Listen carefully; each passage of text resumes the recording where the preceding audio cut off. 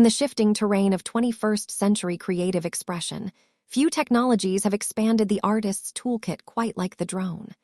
Once confined to military applications or industrial surveillance, drones, or unmanned aerial vehicles have since soared into the public domain. In art, this shift has opened a new aerial frontier. From the vast canvases of Earth used in land art to precisely orchestrated light displays in the sky, drones have rapidly grown from curious tools to pivotal creative instruments. Their emergence has catalyzed not only novel methods of creation, but also new ways of seeing, documenting, and even conserving art. We explore the multifaceted role of drones in art, as creators, archivists, and ethical provocateurs. Drawing from case studies and emerging practices across the globe, we delve into the opportunities and challenges they pose for artists and audiences alike. The aim is to explore not only what drones can do for art, but also what they ask of it and of us. The most immediate contribution of drones to the visual arts is the radically new perspective they afford. Aerial photography has existed since the invention of the balloon and later the airplane. But drones offer an unprecedented level of accessibility and control. Artists can now command a flying camera with GPS precision, hovering mere inches from a surface or swooping hundreds of feet in the air. Consider the work of Ruben Wu, whose stunning drone-lit landscape photographs have redefined the boundaries of night photography.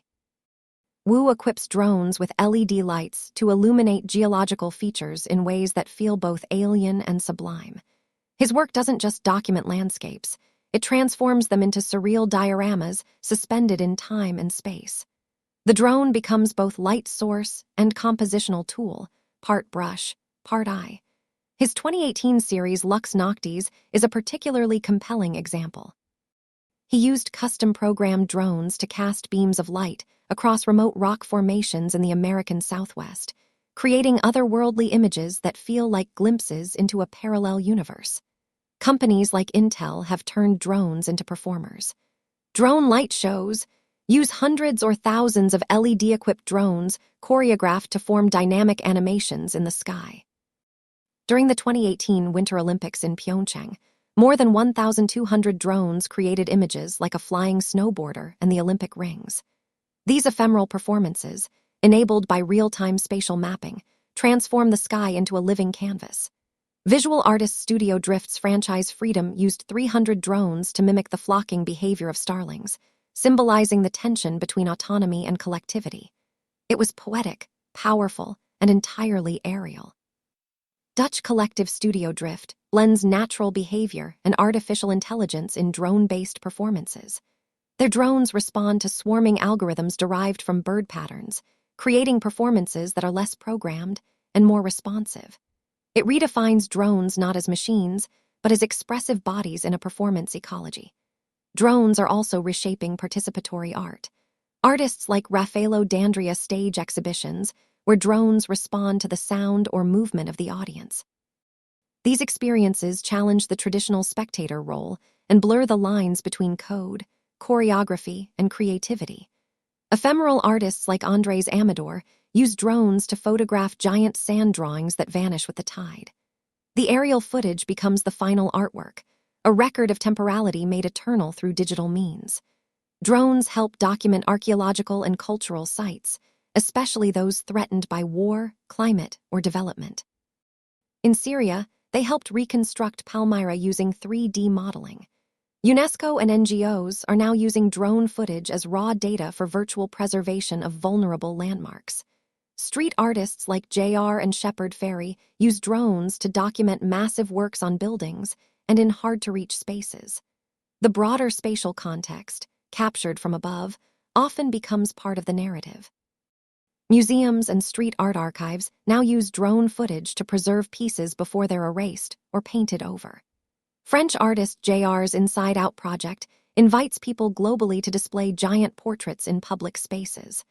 Drones document these installations across continents, from Brazilian favelas to Middle Eastern rooftops, creating an ongoing digital archive of human expression and community collaboration.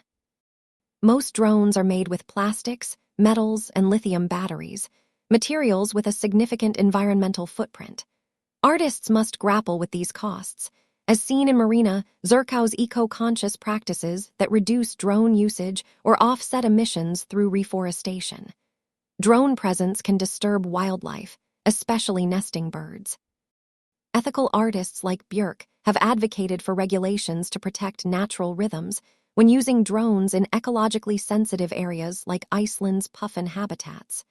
Drones can breach privacy when filming people or entering restricted spaces.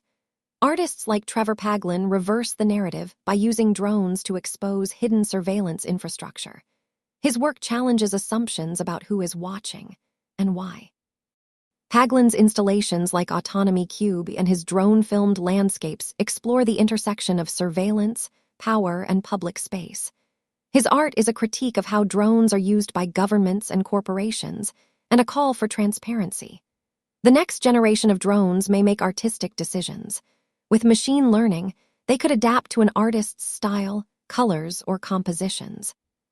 Experimental projects are already training drones to create autonomous brushstrokes or respond to real-time data. The strongest drone art is born through collaboration. Artists now work with technologists, engineers, architects, and biologists. Works like Don Rusigard's drone visualizations of air pollution show how art, science, and social activism can merge in midair. Art institutions like RISD and RCA teach drone art courses, and community makerspaces are teaching youth how to build and program their own. Initiatives like Drone Camp, Detroit, and Sky Arts Lab, Nairobi, are cultivating the next generation of drone artists globally. Drones are not just tools, they are provocations. They reframe the questions artists have asked for centuries. How do we see? What is worth capturing? Who controls the skies? In embracing drones, artists are not abandoning tradition. They are extending it. From interactive sky ballets to transient land drawings, from digital archives of lost cities to critiques of state power, drones have become brushstrokes in a new visual language. At the Place to Be Gallery, we believe that art should not reject innovation, nor lose its humanity to it. Drones, and the artists who fly them, prove that technology and tradition can soar together.